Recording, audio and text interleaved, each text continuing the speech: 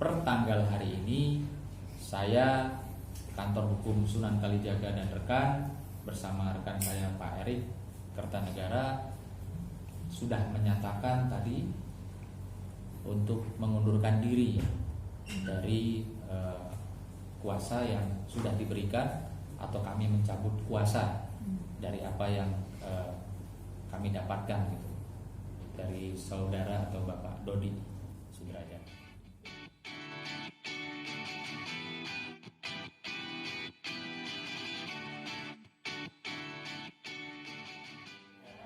Ya, assalamualaikum warahmatullahi wabarakatuh. Waalaikumsalam. Teman-teman, sore ini kita masih diberikan kesehatan oleh Allah Subhanahu Wa Taala untuk bisa berjumpa. Pertama-tama ada beberapa poin dan hal yang terkait dengan peristiwa atau persoalan kegaduhan antara Pak Dodi dan Pak Faisal yang perlu dan harus kami lakukan klarifikasi. Nomor satu, terkait dengan video yang kemarin viral, ya, saya harus menjelaskan kenapa kemarin pada saat saya press conference juga saya agak sedikit terpancing emosi karena saya jujur saya tidak suka melihat video yang diberikan oleh Pak Dodi pada saat kita jumpa pers, video di mana video TikTok atau edit-editan itu buat saya kontennya tidak mendidik atau tidak baik. Nah, itu yang membuat saya terpancing. Ya, dalam hal ini juga perlu kita klarifikasi bahwa kami selaku kuasa hukum memang ya tidak mau atau tidak ingin melihat persoalan ini ke belakang. Jadi pada hari kami menandatangani surat kuasa dengan Pak Dodi, memang kami sepakat untuk tidak melihat persoalan ini ke belakang atau dari awal. Karena apa? Kami tidak ingin nanti malah menjadi memancing emosi dan hal-hal yang tidak diinginkan. Jadi pada saat itu kami beriktikad baik dan berniat baik. Hari itu adalah hari bagaimana ke depan kami berupaya untuk bisa menjembatani kedua belah pihak. Ya, namun demikian Pak Dodi kemarin di press conference memperlihatkan video tersebut yang ya jujur saya selaku seorang bapak juga tidak suka ya melihatnya. Itu satu. Kedua, mungkin Kang Erik ada yang mau ditambahkan dalam peristiwa hal kemarin. Jadi begini, kami selaku kuasa hukum, saya dan Pak Sunan, katakanlah diskusi dengan klien kami Pak Dodi dari hasil diskusi itu, dan katakanlah ada beberapa data maupun dokumen yang kami terima sudah disampaikan kepada kami selaku kuasa hukum. Dari situlah kami memahami itu dan sepenuhnya disandarkan atas data dan dokumen yang kami peroleh itu, gitu. Sehingga kami menyampaikan itu dalam arti kiasan yang lebih luas, pengertian siapakah yang memviralkan. Artinya buka dulu topeng di sini bukan secara letterless atau harafiah, gitu. Pada saat itu yang memakai katakanlah bungkusan apa gitu ya, yang itu kita ketahui bahwa itu adalah almarhum Bibi. Namun kita lebih fokus kepada siapakah yang memviralkan, itu yang pertama. Dan yang kedua, siapakah pemilik atau yang mengutarakan kalimat yang keterkaitannya dengan nama daripada klien kami Dodi. Mengedit ya. Gitu. Jadi itu yang mengedit juga gitu. Nah, kita lebih cenderung konstruksi hukumnya itu adalah ke arah sana. Jadi bukan letterless atau secara harafiah yang memakai topeng itu, tapi adalah siapakah di balik ini topengnya, itu maksudnya di situ. Kiasan. Yang memviralkan, yang mengedit, yang memiliki kalimat atau suara itu yang perlu kami klarifikasi di sini gitu. Itu yang pertama. Dan sisi yang kedua, bahwa kami selaku kuasa hukum tentunya juga berupaya yang terbaik dalam arti kata pengacara yang baik atau setidaknya kami gitu memiliki atau mempunyai prinsip bahwa perdamaian itu adalah satu hal yang baik. Jadi lawyer yang baik adalah lawyer yang bisa mendamaikan para pihak. Oke. Jadi saya sambung. Baru 2 hari saya menerima kuasa ya dari Pak Dodi, yaitu jatuh pada hari Kamis ya. Pada hari Kamis. Lalu alhamdulillah karena juga kami memiliki niat yang baik ya dalam persoalan ini, Allah Subhanahu wa taala, Tuhan memberikan jalan saya untuk bisa bersilaturahmi dengan Pak Faisal dan Ibu kemarin pada hari Minggu. Artinya kami kemarin bertemu ya, saya perlu klarifikasi, bukan di tempat Pak Dodi atau bukan di tempat Pak Faisal, bukan di tempat Pak Dodi, dan juga bukan di tempat saya.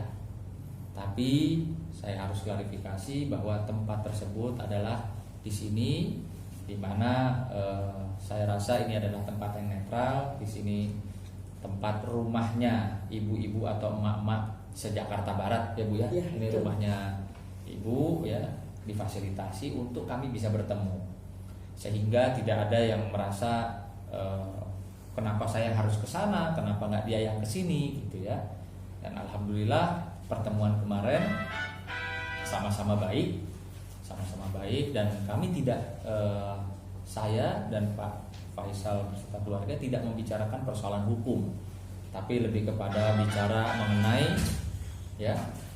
mengenai kabarnya Gala sekarang saat ini dan kedepannya rencana-rencananya seperti apa. Di situ kita bicara kekeluargaan ya, tidak ada kaitan dengan persoalan hukum. Bahkan saya juga tidak mau tahu bagaimana sih awalnya ya, karena buat saya menceritakan awal mungkin saja orang ada hal-hal yang tidak enak sehingga nanti bisa kembali emosionalnya, maka bukan itu. Nah, perlu diketahui juga saya menemui Pak Faisal itu dengan itikat baik, silaturahmi dan membawa sinyal perdamaian. Karena saya sebelumnya saya tanya sama Pak Dodi, ini harus segera diakhiri. Saya selaku penasehat hukum menasehati Bapak supaya tidak berlarut-larut kegaduhan ini atau miskomunikasi ini menjadi konsumsi publik atau tontonan masyarakat yang tidak mendidik. Karena Pak Dodi pada saat itu bilang, ya Mas Sunan, saya siap kalau untuk berdamai segera, tapi saya minta pemulihan nama baik saya. Oke, targetnya adalah itu, sehingga saya dengan nawa itu yang baik, dengan bismillah saya menemui Pak Faisal. Tidak bicara hukum, hanya bicara Pak Faisal, kira-kira kalau Pak Dodi mau berdamai ya, menurunkan segala ego, Pak Faisal bagaimana? Nah, alhamdulillah Pak Faisal menyambut baik. Perdamaian yang saya harapkan adalah alhamdulillah kemarin Pak Faisal menanggapi dan menyikapinya dengan baik. Beliau setuju dengan apa yang saya coba formulasikan gitu ya. Nah, selebihnya saya tidak bicara yang lain-lain karena saya pikir persoalan hukum yang sedang berjalan saat ini itu sudah ada pengacaranya masing-masing ya, baik pihak Pak Faisal maupun pihak Pak Dodi sudah ada pengacaranya untuk persoalan hukum yang sedang berjalan prosesnya saat ini gitu. Bang, ketika kemarin ketemu dengan pihak Pak Faisal sendiri, mungkin dari pihak mereka seperti apa sih mengenai, sempat tadi walaupun tidak membicarakan tentang hukum, tapi apa sih yang kemarin itu yang dibicarakan dengan Pak Faisal sendiri, apa yang ungkapan beliau terhadap Bang Sunan? Iya, yang pasti memang beliau menyampaikan bahwa dengan niat atau itikat dia yang baik, dia tidak ingin Gala itu nanti ketika besar melihat bahwa kakek Faisalnya berseteru dengan kakek Dodinya, atau nanti akan menyebabkan akibat-akibat hukum dari salah satu pihak, ya, yang membuat nanti Gala akan berpikir kok kakek Faisal begitu sama kakek Dodi, begitu juga mungkin sebaliknya, kok kakek Dodi begitu sama kakek Faisal. Nah, itulah yang kemarin disampaikan, sehingga saya rasa ini baik ya, baik buat semua ketika betul-betul para pihak yang berseteru ini mau betul-betul menurunkan atau bahkan syukur-syukur legowo menghilangkan rasa egonya masing-masing. Karena mau sampai dunia kiamat pun kalau salah satu pihak tidak mau menurunkan egonya, ya, atau salah satu pihak ini tetap bersikeras untuk A, B, C, dan D, nggak akan pernah selesai sama perseteruan ini. Tapi sempat ditanyakan juga nggak dengan yang suara menakut-nakuti panggilan monster dodot itu ke Pak Faisal? Saya tidak membahas itu, ya. Kan seperti saya sampaikan bahwa saya pun hadir di sini ketemu dengan Pak Faisal dan Ibu itu karena untuk Gala. Dan saya perlu luruskan, dan buat saya ini bukan satu hal yang menjadi saya hina, menjadi saya rendah. Pertama kali ketika saya ketemu dengan Pak Faisal dan Ibu, saya pertama kali menyampaikan permohonan maaf saya pribadi apabila dalam penanganan perkara ini ada hal-hal atau perkataan saya yang menyinggung baik Pak Faisal, Ibu, dan keluarga. Jadi itu yang pertama kali saya pribadi sampaikan. Saya rasa saya tidak perlu minta maaf sama netizen karena saya tidak ada persoalan dengan mereka. Ya, saya begitu ketemu saya langsung sampaikan permohonan maaf saya kepada Bapak dan Ibu beserta keluarga. Dan alhamdulillah beliau menyambut baik. Ya, insya Allah mereka sekeluarga juga memaafkan dan tidak ada persoalan dengan saya. Gitu. Rencananya kapan Bang Sunan? Dalam artian tadi sempat mau akan duduk bareng, mungkin ada rencana seperti itu nggak dengan kedua pihak ini, Pak Dodi maupun Pak Faisal, yang sudah Bang Sunan datang untuk mungkin mereka yang tadi dibilang sudah mau untuk bersilaturahmi. Rencananya kapan Bang? Jadi setelah kemarin saya berjumpa dengan Faisal dan Ibu, ya, saya sampaikan ya ke Pak Dodi. Lalu Pak Dodi menyatakan Bang Sunan itu sudah diagendakan oleh pihak pengadilan, ya, bahwa mereka akan ada jadwal mediasi, akan duduk bersama dan ketemu. Nah, itu yang kemarin disampaikan oleh Pak Dodi. Nah, sehingga Pak Dodi lebih memilih untuk jalur tersebut. Padahal kemarin saya berharap, ini kan harapan ya, cuma harapan saja, bisa bertemu justru sebelum masuk ke area mediasi persidangan. Jadi ketika nanti kedua belah pihak sudah ada di mediasi persidangan, atau bisa juga tanpa ada kuasa hukum, mereka bisa betul-betul dari hati ke hati tanpa ada harus diskusi dengan kami orang-orang hukum, bisa menemukan satu titik temu yang baik, sehingga pada saat maju ke proses peradilan sudah tidak ada lagi yang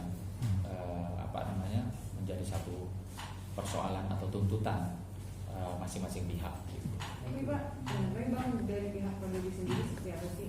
Mau nggak sih komunikasi kembali dengan Pak Faisal, misalnya dengan komunikasi telepon, hello gitu? Iya, soalnya kan Pak Faisal juga kayak welcome, kita datang untuk rumah, tentu terbuka 24 jam buat menyambut keluarga dari pihak sebelah.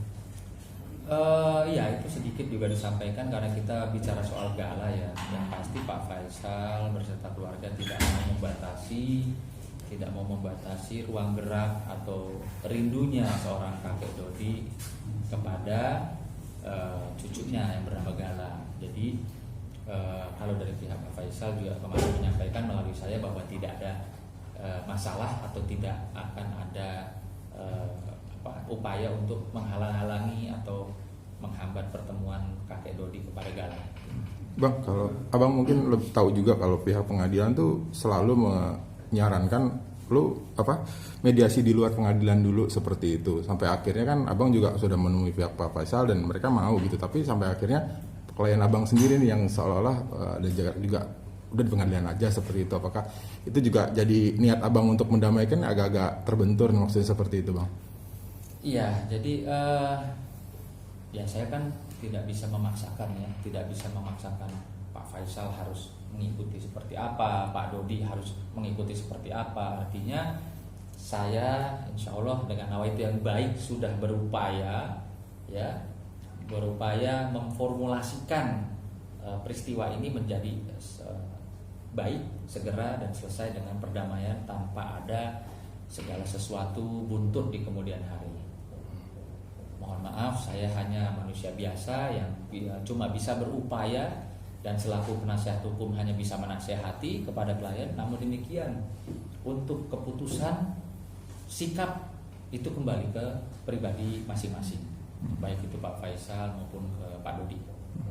Langkah abang kemudian seperti apa? Mungkin yang ngikutin keinginan dari klien atau mungkin ada saran-saran lain yang tetap untuk mengusahakan terjadinya perdamaian di luar pengadilan itu?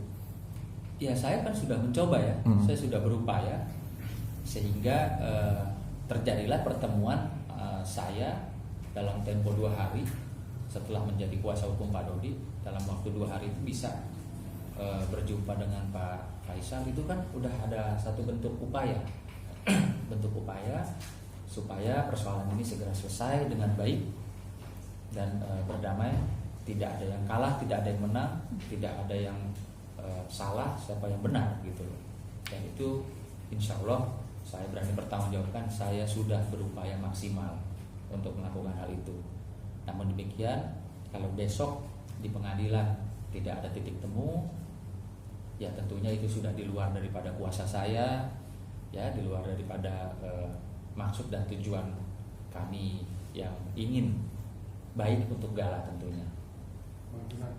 Setelah ketemu Pak Faisal sendiri, berarti rencana untuk melakukan gimana? Karena mungkin mau mengedepankan perdamaian ini. Oke, kita jawab yang terkait dengan adanya kemarin. Silakan. Jadi kami dalam kapasitas atau selaku kuasa hukum, salah satu fungsi ya atau katakanlah tugas dari kuasa hukum itu kan memberikan pencerahan kepada kliennya. Nah, setelah kami mempertimbangkan secara bersama, gitu, kami memberikan saran kepada klien kami, Pak Dodi, apakah sebaiknya menghindari terlebih dahulu hal-hal yang mengarah kepada upaya hukum. Yang paling utama itu adalah coba mencari sebuah titik temu, dan yang namanya mediasi itu sendiri tidak harus berada di pengadilan. Hukum juga atau peraturan juga mengatur hal itu, gitu loh. Ketika ada titik temu, ada sebuah mediasi yang sama-sama disepakati yang bisa dibawa ke pengadilan, itu pun diatur, gitu. Nah, kami lebih cenderung mengarah ke arah sana, gitu, supaya hal ini bisa saja ketika ada suatu perdamaian, ada sebuah hal yang bersifat kondusif untuk dibawa ke pengadilan. Ya, saya kira itu kan juga salah satu upaya hukum yang mungkin itulah terbaik, gitu. Itu Menempuh jalur kekeluargaan. betul. Jadi kita akhirnya berembuk untuk mengurungkan hal ke arah sana, upaya hukum. Karena kami melihat ke depannya ya, yang terbaik untuk Gala, gitu. Apa jadinya nanti katakanlah Gala sudah dewasa, sudah besar nanti, gitu. Ketika sudah dewasa, menilai kok di antara kakek-kakeknya ini yang saya yakin dan percaya, gitu loh, bahwa kedua kakek ini pasti memiliki rasa sayang yang sama, yang tak ternilai untuk Gala, ya kan? Kok saling lapor, gitu. Nah, itu kita mencoba memberikan pencerahan kepada klien kami, ke Pak Dodi. Dan akhirnya Pak Dodinya sendiri gimana Pak? Menerima, mengikuti saran dari pihak. Jadi gini, ada nasihat-nasihat kami selaku nasihat hukum Pak Dodi, ada yang beliau bisa ikuti, bisa terima, dan mungkin juga ada yang beliau masih pertimbangkan, dan mungkin juga ada bahkan mungkin saja yang Pak Dodi tidak setuju ya.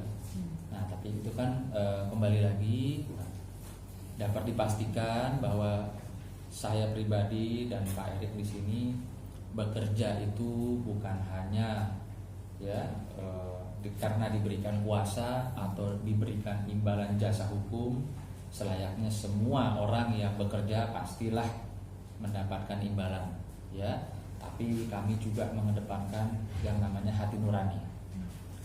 Ketika sesuatu persoalan atau perkara yang kami tangani dan kami rasa itu sudah tidak bersesuaian dengan hati nurani kami, maka kami tidak perlu waktu lama-lama untuk mengambil sikap. Ya, dan dalam hal ini bersama ini kami juga menyampaikan bahwa per tanggal hari ini saya, kantor hukum Sunan Kalijaga dan rekan bersama rekan saya Pak Erik Kertanegara sudah menyatakan tadi untuk mengundurkan diri dari kuasa yang sudah diberikan, atau kami mencabut kuasa dari apa yang kami dapatkan gitu, dari saudara atau Bapak Dodi Sudrajat. Berarti yang dicabut ini adalah yang untuk kasus yang kemarin ya Bang? Yang berkaitan dengan tugas yang diberikan kepada saya. Jadi kita ini bukan diberikan tugas untuk peradilan ya, tapi ada tugas-tugas yang lain yang belum mungkin saja dijalankan oleh rekan saya Bang Milano. Nah itulah tadinya ya, saya juga berupaya bagaimana caranya untuk bisa segera selesai dengan baik. Keputusan mundur sudah disampaikan ke Pak Dodi mungkin Bang? Sudah saya sampaikan. Tanggapannya sendiri Bang, Pak Dodi? Tanggapannya baik. Sebentar Mas, sini Mas. Jadi handphonenya sini ya. Jadi saya kira lagi pasukan ya. Iya, pada jam 11 lebih 28 menit hari ini saya menyampaikan, saya tadi minta waktu sama Pak Dodi, tapi Pak Dodi tidak ada waktu untuk berjumpa dengan kami, sehingga ya bersama melalui via WA sementara saya menyampaikan pengunduran diri saya. Saya sampaikan di sini, bersama ini saya menyatakan pengunduran diri selaku penasihat hukum Bapak Dodi R. Sudrajat. Ya. Adapun surat pengunduran diri dan pencabutan kuasa resmi akan kami kirimkan ke kantor hukum Bapak Milano SHMH. Terima kasih. Dan alhamdulillah beliau juga sudah jawab, ada jawabannya. Saya bacakan. Assalamualaikum warahmatullahi wabarakatuh. Yang terhormat Bang Sunan Kalijaga, dengan adanya pernyataan pengunduran diri Bang Sunan selaku penasihat hukum saya, bersama ini saya menyampaikan terima kasih sebesar-besarnya atas bantuan hukum yang Bang Sunan berikan kepada saya. Dan selama Bang Sunan menjadi kuasa hukum saya, dengan ini saya meminta maaf jika ada salah, baik sikap maupun perkataan saya yang kurang berkenan di hati Bang Sunan. Dan saya juga meminta maaf atas situasi yang tidak nyaman untuk Bang Sunan dan keluarga akibat Bang Sunan menjadi kuasa hukum saya.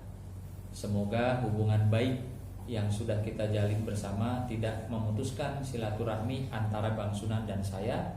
Sekali lagi saya ucapkan terima kasih yang sebesar-besarnya kepada Bang Sunan Kalijaga. Alhamdulillah kalau saya baca ini ya, beliau tetap ingin menjaga silaturahmi dengan saya. Dan memang itu siokianya seperti itu, karena urusan kuasa hukum dan kliennya itu adalah hal terkait dengan pekerjaan, bukan masalah pribadi.